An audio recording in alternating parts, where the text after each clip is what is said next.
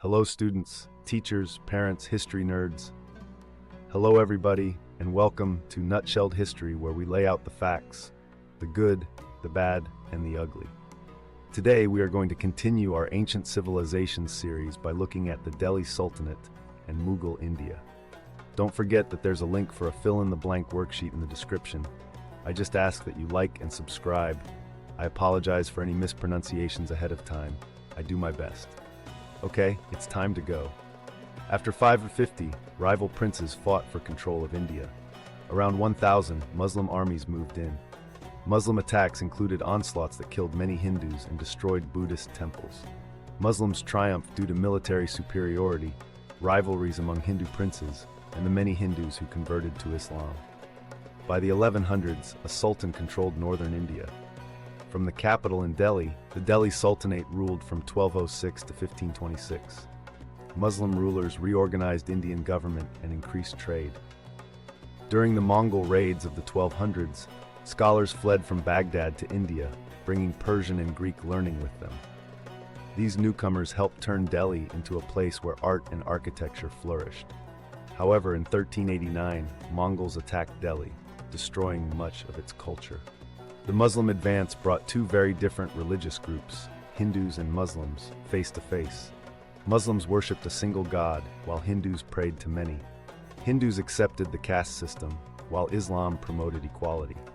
Gradually, the cultures blended. Hindus were allowed to practice their religion, and some rajas or local Hindu rulers continued governing. Many Hindus converted to Islam because it rejected the caste system. Muslims followed some Hindu customs and ideas. A new language, called Urdu, blended Arabic, Persian, and the Indian language spoken in Delhi. A new religion, Sikhism, emerged. It taught that there was one God for all people and that all people were equal, regardless of race, gender, social status, or religious beliefs. In 1526, Babur led Turkish and Mongol armies into northern India to establish the Mughal dynasty, which would last until 1857.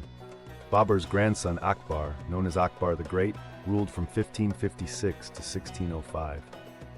He established a strong central government that had paid officials. He also modernized the army and encouraged international trade. He allowed Hindus to work in government and promoted peace through religious tolerance. After Akbar's death, his son's wife, Nur Jahan, managed the government skillfully. She was the most powerful woman in Indian history until the 20th century. Akbar's grandson, Shah Jahan, ruled when Mughal literature, art, and architecture were at their height.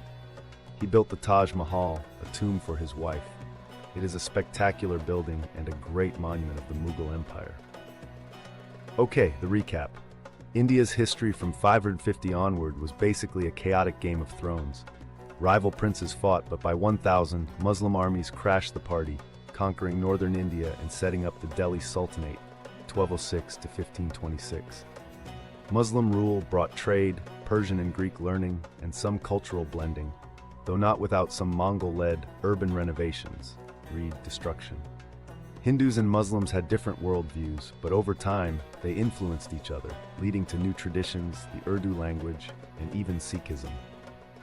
Then in 1526, Babur and his Mughal crew took over, with Akbar the Great proving that tolerance and good governance could mix. His grandson Shah Jahan, however, put all his energy into architecture, building the Taj Mahal, perhaps history's most stunning apology gift for a deceased spouse. There you have it, folks. That is the Delhi Sultanate and Mughal India nutshelled. Thanks for stopping by Nutshelled History. Smash the buttons for me, you know which ones. Alright, I'll see y'all next time on Nutshelled History.